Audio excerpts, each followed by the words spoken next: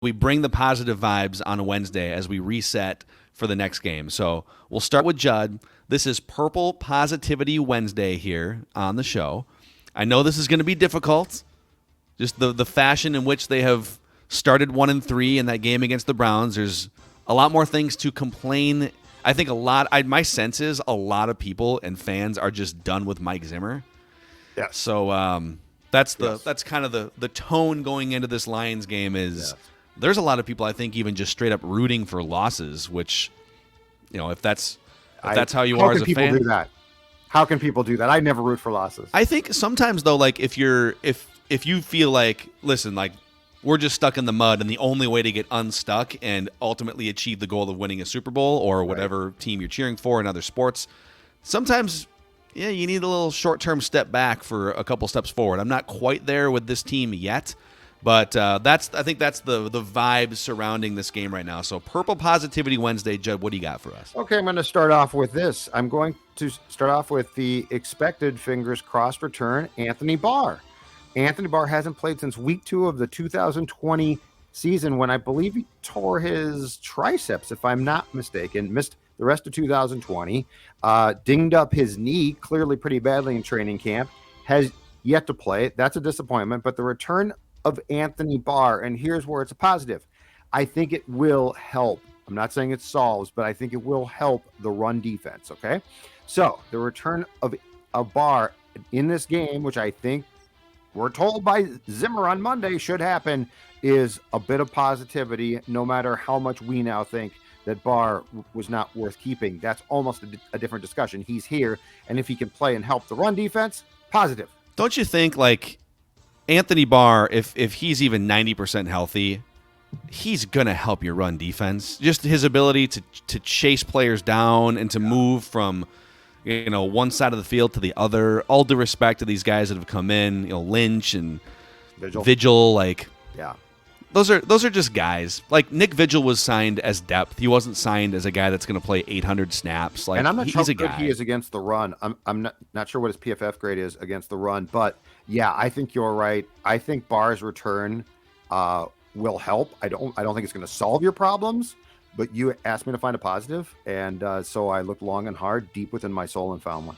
Yeah, and to this point, we brought these numbers up earlier in the week on the show, and on Mackie and Joe, but it bears repeating that so far this season, the Vikings run defense is 28th in yards per rush allowed, 4.8 yards per rush allowed, 30 missed tackles, which is the third most in the NFL, or fourth most.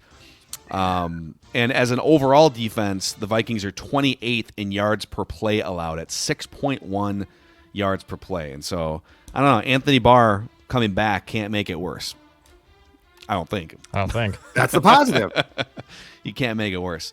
All right, I'm gonna give you guys what I think should be purple positivity. It's up to the Vikings if they want to deploy this. Okay, so through 4 weeks, Rashad Hill has allowed the third most pressures of any offensive tackle in the NFL.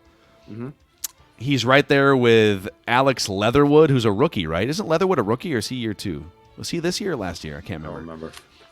And a couple, like actually Alejandro Villanueva, wasn't he a free agent? But there's like Storm Norton has allowed 18. That's the greatest name ever. Storm Norton. So there's some guys who are struggling, and Rashad Hill's in that mix with 18 pressures allowed, 10 against the Browns last week. So my purple positivity is his replacement, Christian Darrisaw, in his senior year at Virginia Tech, logged almost 300 pass blocking snaps and allowed just 6 pressures. None were sacks. I get that that's college and this is the NFL. This is the big boy league, but I think by just putting Christian Darrisaw in there to do what he was drafted to do is going to be a huge upgrade, even if he's not an all-pro right out of the gate. So my purple positivity is there is help on the way at left tackle. Do they want that help this week? The answer should be yes. Yeah. It's the Lions. Just make this happen against the Lions. I ran that by Boone, sort of scoffed at me because I said the same thing. What was his thought on it? Because I missed the show yesterday. His thought is trying to put a rookie in at this point, albeit a first-round pick. It's just so much to ask, and it's not going to fix things. That's his thought. Well, I mean, it's not going to magically make everything elite, but like I know. he was drafted to play football. Like at what point? At some point, he's got to be thrown in the fire, right? And Rashad Hill can't start. That's my other point. Like Christian Darrisaw, let's find out. We know Rashad Hill can't start there, and his decline is exactly what happens. You know, you start him for a game, maybe 2, you sort of get by, right? Mm-hmm. Now you start him for 3 and it gets shaky, and then it's the 4th game and it's really shaky. It's bad, and this is what happens to backups who you basically just say, all right, you're the starter. So that's where I'm with you on Darrisaw. I'd rather find out than like continue to go back to the Rashad Hill well. I mean, and I guess if there is another counter argument, like of all the things the Lions do poorly, getting after opposing quarterbacks, they actually do a decent job of, but there's not a Myles Garrett. Like there's not, and by the way, Carolina so far has done a great job. If you're looking at the next potential spot, you know, at some point you got to pull the trigger on it, especially with how bad Rashad Hill's been. So I very respectfully disagree with our guy, the Rhino, Alex Spoon. Rhino's going to rip your head off. He's going to come out to Seattle or wherever the hell you are. I know. All right, Dex, purple positivity. What do you got? Yeah, my purple positivity. I'll go with Kirk.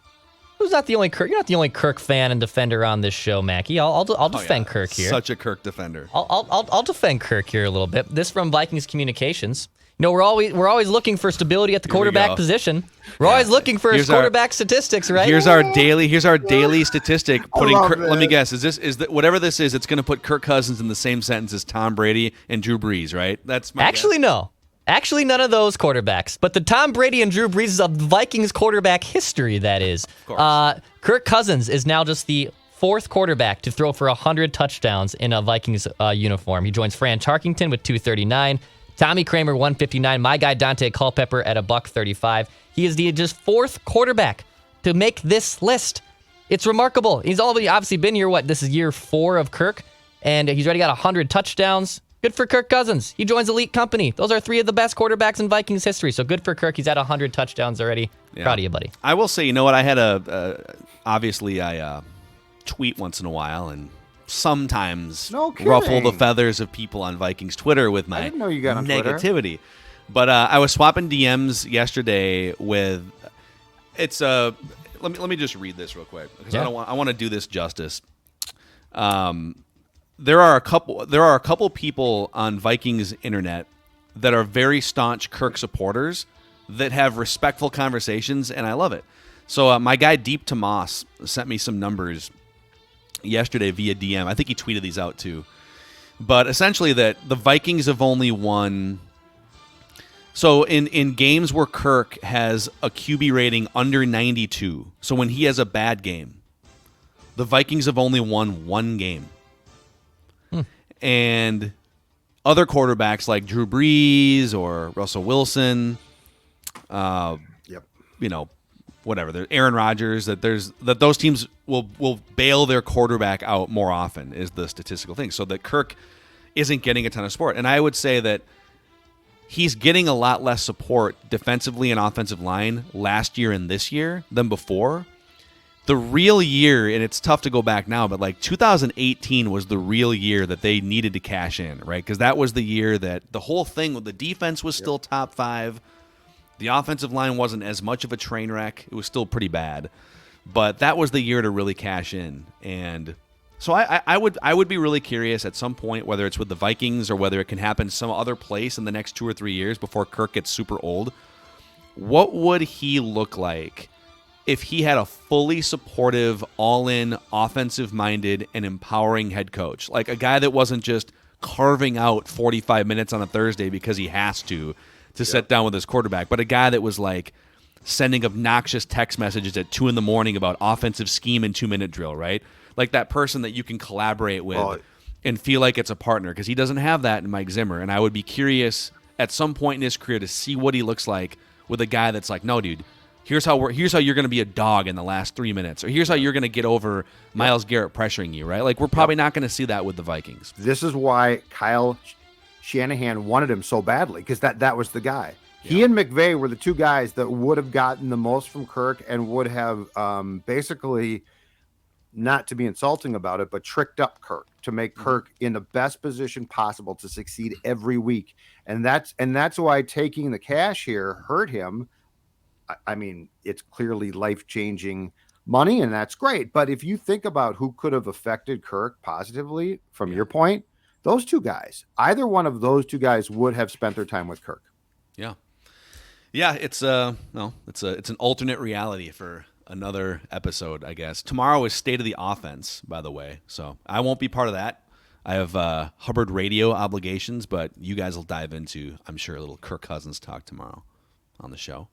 A shout out offensive to line. We're just going to break it down. Offensive line, the whole show. Dude, those Boone episodes are so much fun. Like they're great. The insight he brings to the offensive line. Because you learn something. Yes. Imagine that. Someone who doesn't just sugarcoat the Vikings' woes and tells you what's really wrong. Yeah. Well, and he's been in that locker room. He's been coached by Mike Zimmer. He knows people in the building. And I think if you haven't checked out the Tuesday episodes, if your recollection of Boone is like, he was a free agent bust with the Vikings, definitely check out his insight. He's also doing the pregame show on Sirius XM on Sundays right before the game. So he's getting into this, and we're pumped to have him on our team here at Score and Purple Daily. Hey, a shout out to our friends at Federated. You're looking for frontline protection. Whether you're a quarterback or a business owner, Federated's here to help you with risk management. Fire prevention is the big theme of the month at federatedinsurance.com. So if you're thinking to yourself as a business owner, man, maybe I don't know if I have a great plan for bad things that could happen to my company or things that could eat away at my bottom line. Well, that's where Federated comes in with 100+ years of experience. Federatedinsurance.com. And remember, at Federated, it's our business to protect yours. All right, any final words of wisdom for you guys on this? Write that down Wednesday. No, I think get I'm these done. kneecaps ready. I think I'm done now. Wear the knee pads for sure. Yeah. Uncle Buck, he'll shave right off the old kneecap. I don't want anything to do with that. You bite Man Campbell's knees before he can bite yours. That's how you win against Man Campbell. I'm like a crouton to Dan Campbell, dude. Oh, like yeah. I'm less than a crouton. I don't even know what would be lower than a crouton, but I'm. You're probably an appetizer, like a vanilla wafer. I think you're an appetizer.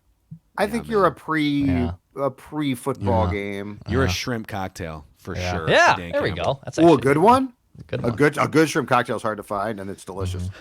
Expensive too. They do. They charge you like $4 per shrimp. Yeah. It's ridiculous. I tried to get shrimp yesterday for dinner for this exact reason. I was like, no, I'm not paying $10, $12 for 5 pieces of shrimp. I'm not doing that. But it's a jumbo shrimp. Yeah, but it's is. still a shrimp. It's still shrimp, dude. Doesn't make sense. Anyway. All right. That's Purple Daily. Daily Vikings entertainment and life advice presented by Surly Brewing Company. We'll see you guys tomorrow.